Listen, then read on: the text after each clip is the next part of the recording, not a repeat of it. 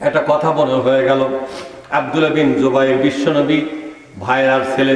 বিশ্বনবী কোন কোন ভাইরা? আয়েশা সিদ্দিকা রাদিয়াল্লাহু তাআলা আনহা বিশ্বনবীর স্ত্রী ছিলেন কিনা জোরে কর। আয়েশা সিদ্দিকা তার কে? আর আমাদের কে হয়?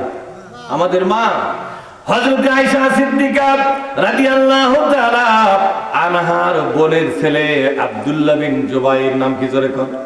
আব্দুল্লাহ বিন জুবাইর। তাকে মক্কার বুকে হত্যা করে তার লাশটাকে উপরের দিকে দিনের বেলা টেঙ্গে রাখা হলো। হত্যা করার পর গলার মধ্যে দড়ি দিয়া উপরের দিকে টাঙিয়ে রাখা হলো। এই কাজটা করলো হাজ্জাজ ইবনে ইউসুফ। কি নাম জোরে কর? হাজ্জাজ বিন ইউসুফ। বাপের নাম কত সুন্দর দেখছেন? বাপের নাম হলো ইউসুফ, ইউসুফের বেটা। এই জন্য বাপ যতই ভালো নাম ডাকের হোক, সন্তান খারাপ হলে কিছু করার আছে? যেরকম কিছু করার আছে? ভাইরা আমার, হাজ্জাজ বিন ইউসুফ আব্দুল্লাহ বিন জুবাইরকে হত্যা করলো, উপরের দিকে টেকে রাখলো একটা আর দিয়ে। আপনার আর বলেন না কি বলেন? এই যে বাঁশ দিয়ে আর বানায় না, একটা শক্ত কাঠের আর বানায়া তার মধ্যে টাঙ্গে রাখলো। 100 বছর বেশি হয়ে গেছে। হযরত আসমা বয়স, মানে আব্দুল্লাহর মা আয়েশা সিদ্দিকার বোন, তার বয়স কত হয়েছে? 100-ও বেশি। চোখে দেখে না। মানুষদেরকে বলল, তোমরা বলতেছো আমার ছেলেকে হত্যা করার পর আর এর সঙ্গে টেঙে রাখা হয়েছে, তোমরা কি পারোনি? আমাকে একটু আমার সন্তানের লাশটা দেখাও। বলে, আপনি তো দেখতে পাবেন না, আপনার চোখে দেখতে পাচ্ছেন না। বলে, না, আমি একটু হাত দিয়ে যদি নাড়তে পারি আমার সন্তানের গাটা অথবা পা তো নিচের দিকে আছে রে। বলে, হ্যাঁ আছে। পায়ের ওপর হাত দিলে আমার ওটা দেখাই হয়ে যাবে যে তুই সন্তানকে আমি কোলে পিঠে মানুষ করেছি, পেটে ধারণ করেছি, এইভাবে হত্যা করবার টেঙ্গে রাখার জন্য নয়। তিনি আসলেন, লাশটা দেখলেন। দেখার পর হাজ্জাজ বিন ইউসুফকে তিনি বললেন, ওই লোকটার সঙ্গে একটু কথা বলবো। এবার তিনি তো এলাকার মধ্যে ছিলেন, আসেন, এসে বললেন, ও বুড়ি। তিনি বললেন, আমাকে বুড়ি বলো না, আমি বিশ্ব নবীর নিজের শালী। সুবহানাল্লাহ বলবেন না? বিশ্ব নবীর স্ত্রী আয়েশা সিদ্দিকার বোন আমি আবু বকর সিদ্দিক রাদিয়াল্লাহু তাআলা আনহুর সন্তান, তার মেয়ে আমি। আমাকে তোমরা বুড়ি বলো না, আমি আল্লাহর বান্দা, আমি বিশ্ব নবীর সাহাবী। আমাকে তোমরা এভাবে তাচ্ছিল্য করে কথা বলো না। তিনি বললেন, ও হাজ্জাজ, 14 দিন হয়ে গেল। কয়দিন? 14 দিন। কোন কোন বর্ণনায় আছে 7 দিন হয়ে গেল, আবার আর একটা বর্ণনায় পেলাম 10 দিন হয়ে গেল। 7 দিন, 10 দিন বা 14 দিন হয়ে গেল। আমার ছেলের লাশটাকে এখন কি টেঙে রাখার তোমার খাইশ কি মিটে নাই? তোমার মনের জ্বালা কি মিটে নাই? আমার ছেলেটাকে একটু কবরে দেওয়ার কি ব্যবস্থা করতে দিবে না নাকি? তিনি বললেন, আসমা শোনো, তোমার ছেলে আমার বিরুদ্ধে দাঁড়ালো, আমি রাষ্ট্রপ্রধান, আমার বিরুদ্ধে দাঁড়ালো। এই জন্য রাজনীতির বিরুদ্ধে দাঁড়াবার কারণে, কিসের বিরুদ্ধে জোরে কর? রাজনীতির বিরুদ্ধে দাঁড়াবার কারণে আমি তোমার সন্তানকে হত্যা করেছি। সে কাবার ইমাম ছিল, আমি মেনে নিয়েছি। কাবার আব্দুল বিন জুবাইর কি ছিল জোরে কর? কাবার ইমাম। জোরে কর, কি ছিলেন? কাবার ইমাম। দেখছেন, কাবার ইমামকেও রাজনীতিবিদরা কিন্তু ক্ষমা করে না। আপনার গ্রামের ইমামকেও রাজনীতি আলাদা কিন্তু ক্ষমা করবে না। কখন ক্ষমা করবে না? কাবার ইমাম হইয়া আমি হাজ্জাজ বিন ইউসুফ, আমি রাষ্ট্রপতি, আমি যা ইচ্ছা দেশের মধ্যে সেই বিধান জারি করব। যে বিধান মনে চাই সেটাই জারি করব, যে আইন মনে চাই সে আইন বানায়া দেশের মধ্যে আমি চালু করে দেব। কিন্তু কাবার ইমাম ইমামতি বাদ দিয়া সরকারের বিরুদ্ধে কেন লড়াই নামলো? রাজনীতির বিরুদ্ধে কেন রুখে দাঁড়ালো? ইমামের দায়িত্ব ইমামতি নিয়ে থাকা, তাকে তো রাজনীতির ময়দানে কথা বলা উচিত নয়। আসমা গর্জন করে উঠে বললেন, ও হাজ্জাজ থামো, আমরা তো সেই নবীর উম্মত, আমরা তো সেই নবীর উম্মত যে উম্মতেরা রোম সাম্রাজ্যকে আমরা খতম করেছি, যে উম্মতেরা পারস্য সাম্রাজ্যকে মাটির সাথে মিশে দিয়েছি, ঠিক না? যে নবীর উম্মতেরা সৌদি আরবের চতুর্দিকে যত পরাশক্তিধর দেশ ছিল সেই রাজনীতিকে মাটির সাথে মিশে দিয়া বিশ্বনবী রাজনীতি আমরা কায়েম করেছি। সেই শিক্ষা আমাদের মগজের মধ্যে, ওই শিক্ষা আমাদের রক্তের মধ্যে প্রবাহিত। সুতরাং আমার ছেলে কোন বৈধ রাষ্ট্রপতির বিরুদ্ধে দাঁড়ায় নাই, আমার ছেলে দাঁড়িয়েছে অন্যায়ের বিরুদ্ধে, জুলুমের বিরুদ্ধে। তুমি কোরআন বাদ দিয়ে আইন বানাবে, এটা আমার সন্তান কেন সহ্য করবে? কোরআনের বিরুদ্ধে কোনো আইন আমরা মানতে পারবো না। কোরআনের বিরুদ্ধে আইন তুমি বানাবা আর দুনিয়ার মানুষের মধ্যে চাপায় দিবা, আমার সন্তান শুধু মসজিদ নিয়ে থাকবে না। তখন কোরআনের স্বার্থে, আল্লাহ রব্বুল আলামিনের কোরআনের স্বার্থে, কোরআনের ইজ্জতের স্বার্থে ময়দানে নামতে বাধ্য হবে। আমার ছেলে যা করেছে তা সঠিক করেছে। তখন তিনি বললেন, হাজ্জাজ বলল, আসমা আমি তোমার সন্তানের দুনিয়ার স্বাদ মিটা দিছি। কি বলতেছে? দুনিয়ার স্বাদ, দুনিয়ার স্বাদ মিটে দিয়েছি, এই দুনিয়া তার কাছ থেকে কেড়ে নিয়েছি। এবার গর্জন করে উঠলেন আসমা রাদিয়াল্লাহু তাআলা আনহা। তার সন্তানের লাশটা তখন ঝুলতেছে বাতাসে। কি করতেছে? ঝুলতেছে বাতাসে। মায়ের সেদিকে ভ্রুক্ষেপ নাই। একজন জালেমের সামনে দাঁড়িয়ে কিভাবে কথা বলতেছে শোনেন। বিশ্বনবী বলছেন, আকবরুল জিহাদে, বলেন আকবরুল জিহাদে কালিমাতুল হককে ইনদা সুলতানিন জাইর। অন্যায়কারী শাসকের বিরুদ্ধে, জালেম শাসকের বিরুদ্ধে রুখে দাঁড়ানো সবচাইতে বড় জিহাদ। বিশ্বনবী বলেন, তোমরা যদি জালেম শাসকদের বিরুদ্ধে, শাসকদের জুলুমের বিরুদ্ধে রুখে দাঁড়াও, এটা হবে সবচাইতে বড় জিহাদ। সবচাইতে কি জোরে বলুন? বড় জিহাদ। আমার ছেলে সবচাইতে বড় জিহাদটা করেছে। আর জিহাদের ময়দানে আমার ছেলেটা তোমার হাতে শহীদ হয়ে গেছে, তুমি তার দুনিয়া কেড়ে নিয়েছো। ও হাজ্জাজ ভালো করে শোনো, আমার ছেলের কারণে তোমার আখিরাতটা শেষ হয়ে গেছে, তোমার আখিরাতটা তছনছ হয়ে গেল। আমার ছেলের দুনিয়াটা তছনছ করে দিয়েছো। আর আমার ছেলের কারণে, আমার ছেলে রক্ত ঝরাবার কারণে তোমার আখিরাতটা তছনছ হয়ে গেছে। তুমি আখিরাত হারাছো। আখিরাতের লসটাই হলো আসল লস। দুনিয়া কোনো লসের জায়গা নয়, এটা তো এমনিতেই শেষ হবে। ঠিক না? দেখছেন বা ছেলের লাশ ঝুলতেছে, তারপরও কোরআনের পক্ষে জুলুমের বিরুদ্ধে কথা বলার স্টাইল কত। ঠিক না? বেরেক জোরে কর। আমরা কিন্তু এটা পারবো না। আমরা কি পারি? আমরা পারি না। ও বন্ধু, সেই জন্য আজ আপনাদেরকে সিদ্ধান্ত নিতে হবে, ওই দিনের ওই সাহাবীদেরকে, ওই মহিলাদেরকে আল্লাহ পাক যদি জান্নাত দেয়, যে অবদান রাখার জন্য, যে কষ্ট স্বীকার করার জন্য, যে মেহনত করার জন্য, ইসলামের জন্য যে জীবন বাজি করার জন্য, জীবন দেওয়ার বিনিময়ে তারা যদি জান্নাত পায়, আপনাকে আল্লাহ জান্নাত কি কারণে দিবে? আপনি কি সেরকম কোনো অবদান রাখছেন নাকি? আপনি আপনার বাংলাদেশে ইসলামের জন্য কোনো পরিশ্রম করলেন না, কোনো ঝুঁকি নিলেন না, কোনো বিপদ মাথায় নিলেন না।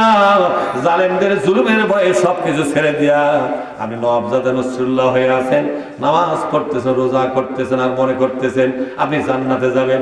না না, শুধু নামাজ, রোজা, হজ, যাকাত দিয়ে জান্নাতে যাওয়া যাবে না। ফায়সালা করেছেন কে? বলেন তো, জান্নাতের মালিক কি কোনো আলেম? জান্নাতের মালিক কি কোনো হাফেজ? জান্নাতের মালিক কি কোনো পীর মাশায়েখ? জান্নাতের মালিক জামাত ইসলামের আমিরের নাকি? না, জান্নাতের মালিক দুনিয়ার কেউ নয়। যিনি আসল জান্নাতের মালিক তিনি কে? যারা বলেন তিনি কে? একটু হাত তুলে বলেন তো তিনি কে? জান্নাতের আসল মালিকটা তিনি কে? আল্লাহ পাক বলছেন, আম হাসিবিতুম, বলেন আম হাসিবিতুম আন তাদখুলুল জান্নাতা ওয়ালাম্মা ইয়ালামিল্লাহুল্লাযীনা জাহাদু মিনকুম ওয়া ইয়ালামাস সাবিরিন। আমি আমার জান্নাত ততক্ষণ পর্যন্ত ওই মানুষকে আমি দেব না, জান্নাতে ঢোকার কোনো অনুমতি দেব না, যতক্ষণ পর্যন্ত আমার ওই বান্দা এই ময়দানে জিহাদ না করবে। জিহাদ না করা পর্যন্ত আমি জান্নাতটা দেব না। ফয়সালা কার? ওয়া ইয়ালামাস সাবিরিন। আল্লাহু আকবার। এরপর আল্লাহ পাক বলছেন, আমি জান্নাতটা দিব। জিহাদ শুরু করবে, এই জিহাদ করতে করতে মৃত্যুর স্বাদ গ্রহণ করবে। হঠাৎ করে জিহাদ করলো, সুবিধা যখন আছে। এখন বাংলাদেশের বহু লোক জিহাদ শুরু করছে, অনেক বক্তাও কিন্তু জিহাদ শুরু করছে কিনা জোরে কথা বল না কেন? অথচ জুলুমের জামানায় 16.5 বছর ছিল কোরআনের পক্ষের মানুষগুলোর উপরে জুলুমের জামানা। জুলুমের জামানায় বক্তাগুলা খালি ফজিলতের রস করছে আর কিচ্ছা কাহিনী বলছে। যেরকম ঠিক না ঠিক। কিন্তু এখন বক্তাদের ভোল পাল্টে গেছে, ওরাও বড় রকমের মুজাহিদ হয়ে গেছে, মঞ্চ পানি শুধু জেহাদ আর জেহাদ, কিন্তু সেই সময় কিন্তু জেহাদ করে নাই। আর সুবিধা পেলে জেহাদ করে, সুবিধা না থাকলে জেহাদের এলাকার মধ্যে থাকে না। আল্লাহ পাক বলছেন না তা হবে না, তা হবে না, তা হবে না, বরং জেহাদ যদি করতে চাও সেটা কন্টিনিউয়াস হতে হবে। যদি বিপদে পড়ো, সমস্যার মধ্যে পড়ো, চরম দুর্দিন যদি শুরু হয়ে যায় তোমার ভাগ্যাকাশে, কালো রাত যদি নেমে যায়, অন্ধকার অমানিসা যদি নেমে যায়, এরপরও তোমাকে জেহাদের ময়দান ছেড়ে দেওয়া যাবে না। ও বন্ধু, যে মানুষটার সামনে বসা আছেন রে, আপনার একটু সাক্ষী আমার জীবনে কি নেমে আসলো, ঠিক না বাড়ি জোরে কর। মঞ্চ থেকে নেমে গেছে, এক গাড়ি পুলিশ এসে আমাকে খুঁজতেছে, কথা ঠিক না ঠিক। তাতে বোঝা গেল আমি জুলুমের জামানা তো কথা বলতে দ্বিধা করি নাই। হকের পক্ষে, কোরআনের পক্ষে, কোরআনকে বিজয়ী করার জন্য আমার সবটুকুন যোগ্যতা দিয়ে কথা বলেছি রে বন্ধু। জীবনের পরোয়া করি নাই, শুধু এখানে নয়, সারা বাংলাদেশে বহু জায়গা থেকে লাঞ্ছিত হইয়া দাবরানি খেয়ে, দাবরানি কর না কি কর, দাবরানি খেয়ে বাড়ি গেছি। বাড়ি যায়, ও বাড়ি আলে আগেই বলতেছে বাড়ি আসবা না। আমি বললাম এখন তো ফজর আগে ঢুকতেছি, এখন কি সমস্যা? বলে বাড়ি আসবা না, কয়েকবার ঢু মেরে গেছে তোমাকে পাওয়ার জন্য। কোথায় থাকবো রে? হঠাৎ করে কোনো জমির মধ্যে শুয়ে পড়েছি, চোখের পানি এসে যায়। সারা রাত মাহফিল করে বাড়ি গেলাম, বাড়ি ভাগ্যে হলো না। কোন পাতারের ভিতরে, জঙ্গলের ভিতরে, গাছের আড়ালে বসে বসে ফজর পর্যন্ত অপেক্ষা করলাম। মশা মাছির ভিতরে, প্রচন্ড ঠান্ডার ভিতরে কিভাবে যে থাকা লাগলো এর হিসাব দেওয়া বড় কঠিন হবে। এইভাবে 16.5 বছর আমাদের ভাগ্য থেকে চলে গেছে। আল্লাহ দয়া করেছেন, অনেক শহীদের মায়ের কান্না, অনেক শহীদের বাবার কান্না, অনেক শহীদের বোনের কান্না, অনেক শহীদের ছোট্ট মাসুম বাচ্চার আব্বার কান্না আল্লাহ পাকের আর সাজমে চলে গেছে। আল্লাহ পাক কবুল করেছে, জালেম মুক্ত করার সিদ্ধান্ত আল্লাহ নিয়ে ফেলেছে। আল্লাহ পাক কোরআনের পক্ষের মানুষগুলোকে কথা বলার পরিবেশ করে দিয়েছে। জোরে বলুন ঠিক কিনা? ভাইরা আমার, আল্লাহ রাব্বুল আলামিন কত শহীদদের ছোট মাসুম বাচ্চাদের বাবা বাবা ডাক, দুনিয়ার কোন জালেমের মন নরম করে নাই। জোরে কোন করছে নাকি? শহীদের বাড়িতে যাকে তুমি হত্যা করলে, ও হত্যাকারী রে, ও জালেম রে, তুমি তো জানো না যাকে হত্যা করেছো। একটা বার তার বাড়ির আশেপাশে যাও, গিয়ে দেখো ওই শহীদের মা কিভাবে কান্না করতেছে, বুক চাপড়াচ্ছে তার সন্তানের জন্য। ওই শহীদের বাবা পাগলের মতো হয়ে গেছে তার সন্তানের জন্য, বারবার বলতেছে আমার সন্তানের কি অপরাধ করেছে, তাকে তোমরা কেন মারলে? ছোট মাসুম বাচ্চা শহীদের দিকে তাকায় চোখের পানি ছেড়ে দেবো, যে বাবা কখন ফিরে আসবে, কখন তুমি উঠবে, কখন আমার কোলে নিবে। ওই শহীদদের বাড়িতে তুমি যাও রে জানে, গিয়ে দেখো ঈদের দিনে ওদের ঈদ নাই, ঈদের দিন ওরা খেয়ে শান্তি পায় না, ওদের কুরবানি নাই, ওদের সেমাই নাই। ঈদের দিনে সকাল থেকে কান্না শুরু হয়ে যায়, গোটা ঈদটা কান্না করে করে তাদের ঈদটা চলে যায়। কি সর্বনাশ করেছো তুমি!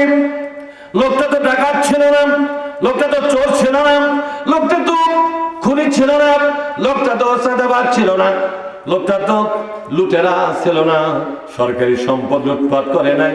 অথচ শুধু রাজনীতির ময়দানে তোমাদের পথের কাটা মনে করে, কি মনে করে জোরে কর, রাজনীতির ময়দানে পথের কাটা মনে করিয়া তোমাদের রাজনীতিকে চিরস্থায়ী বানাবার জন্য যাদেরকে সমস্যা বলে মনে করেছ, পথের কাটা মনে করে তুমি দূর করে দিয়েছ।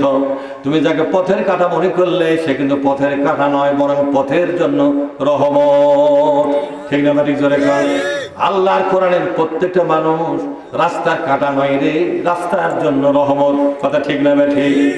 ভাইরা আমার, এইভাবে করে তোমরা ভালো মানুষগুলোকে দেশ থেকে বিদায় করে দিলে। একটা দেশ শক্তিশালী হওয়ার জন্য, একটা দেশ স্থায়ী হওয়ার জন্য, একটা দেশ মাথা উঁচু করে দাঁড়াবার জন্য ভালো মানুষের বড় প্রয়োজন। যেরকম ঠিক না ঠিক? ভালো মানুষ ছাড়া কোনোদিন একটা দেশ মাথা তুলে দাঁড়াতে পারে না। একটা দেশের স্বাধীনতার সার্বভৌমত্ব, একটা দেশের অস্তিত্ব শক্তিশালী হবে, মর্যাদা পূর্ণ হবে, বিশ্বের মানচিত্রে মাথা উঁচু করে দাঁড়াবে, সন্ত্রাসীদের দ্বারা নয়, চাঁদাবাজদের দ্বারা নয়, চোর বাটপারদের দ্বারা নয়, জেনাকারদের দ্বারা নয়, দর্শনকারীদের দ্বারা নয়, একদল সত্যিকার ভালো মানুষের দ্বারা এটা সম্ভব। কথা ঠিক না? আর এই ভালো মানুষগুলো ছিল একদল জালেমদের জন্য কাল। যেরকম ঠিক না ব্যাঠি? এই জন্য আলেম দেখলে তাদের অ্যালার্জি শুরু হয়ে যেত, তাকে কেমনে মারবে, কেমনে কেসত ফালাবে, কেমনে বিপদে ফালাবে, এটাই ছিল 16.5 বছরের কারবার। কথা ঠিক না ব্যাঠি? কিন্তু এরপরও জালেমরা বুঝতে পারে নাই ওরা জুলুম করতেছে আমাদের উপরে, ওদের ষড়যন্ত্র আমাদের উপর কার্যকর করতেছে। কিন্তু আল্লাহ কি বলেছে? ওয়ামাকারু ওয়ামাকারাল্লাহ, বলেন আমার সাথে, ওয়ামাকারু, তারা তো ষড়যন্ত্র করতেছে ইসলামের আওয়াজকে বন্ধ করার জন্য। ওয়ামাকারাল্লাহ, আর আল্লাহ পাক ইসলামের দুশমনকে বিদায় করার জন্য মহা পরিকল্পনা করেছে। কার কথা? ইন্নাহুম ইয়াকিদুনা কায়দা, বলেন ইন্নাহুম ইয়াকিদুনা কায়দা, ওরা তো ষড়যন্ত্র করতেছে ইসলামের পক্ষের মানুষগুলোকে মেসাকার করে দিয়া ইসলামের আওয়াজটাকে বন্ধ করে দিবে। পাশাপাশি আল্লাহ পাক বললেন ও আকিদু কায়দা, বলেন আমার সাথে, ও আকিদু কায়দা, আল্লাহ পাক এই জালেমদের বিরুদ্ধে তিনি একটা মহা পরিকল্পনা করে ফেলেছে। যেরকম ঠিক না ঠিক? বাইরে আমার সময় অনুপাতে বিদায় করে দিল। আল্লাহ পাক বলছেন ওয়া তিলকাল আইয়ামু নুদাবিলুহা বাইনান নাস, এই দিন আমি পরিবর্তন করে দেব রে, একটু সবুর করো, একটু সবুর করো, এই দিন থাকবে না। তোমরা যারা কোরআনের পক্ষে আছো আর একটু কষ্ট করো, আর একটু জুলুম সহ্য করো রে। দুনিয়ার সমস্ত নবী রাসূলগণ জুলুম সহ্য করে গেছেন, জুলুম সহ্য করাটা নবী রাসূলের সুন্নাত। সারা জীবন শুধু সুখে থাকবেন এটা নবীর সুন্নাত নয়, বরং মাঝে মধ্যে দুঃখের সাগরে ভাসা লাগবে কিনা। সুখ এবং দুঃখ দুটো পরস্পর ভাই বোন। কথা ঠিক না? সুখ আর দুঃখ কি পরস্পর ভাই বোন। আল্লাহ নিজেই বলেছেন ইন্না মাআল উসরি ইসরা, বলেন ইন্না মাআল উসরি ইসরা, সুখ এবং দুঃখ পাশাপাশি থাকে, একবার সুখ একবার দুঃখ, দুঃখটা মেনে নাও। ও বান্দা, তোমরা আমার কোরআনের জন্য একটু পরিশ্রম করবে, একটু গায়ের ঘাম ঝরাবে, একটু জেল খাটবে, একটু মারধর খাবে, লাঞ্ছিত হবে। ভালো করে জেনে রাখো, আমি আল্লাহ কথা দিলাম তোমাদের উপরে প্রত্যেকটা আঘাতের বিনিময়ে জান্নাতের মর্যাদা আরো বাড়ায়া দেব। তোমাদের সম্মান বাড়বে, তোমাদের মর্যাদা বাড়বে। এই দুনিয়ার বাড়ি ঘর ছেড়ে একদিন যাওয়া লাগবে রে বন্ধু, এই বাড়ি এখানেই পড়ে থাকবে। এখনই যদি আপনার প্রাণ বায়ুটা বের হয়ে যায়, যেতে পারে কিনা জোরে কম? কেউ কি বলতে পারে আমি আরো 10 বছর বাঁচবো, বলতে পারবেন? যখন আপনারা পারবেন নাকি? না, তা তো পারবেন না। বরং 1 সেকেন্ডের নাই ভরসা, কিসের এত ঝুর ঝামেলা গানের মধ্যে বলে কিনা জোরে কন? 1 সেকেন্ডের ভরসা নাই। এই যে শ্বাসটা বেরিয়ে যায়, এই শ্বাসটা ফিরে আসবে, তার গ্যারান্টি আছে নাকি? অনেক লোকের আছে শ্বাস একবার বেরিয়ে গেছে আর শ্বাসটা ভেতরে আসে নাই, অক্সিজেন দিয়েও কিন্তু শ্বাসটা ভেতরে নেওয়া যায় নাই, লোকটা মৃত্যু হয়ে গেছে। ভাই কিনা জোরে কন?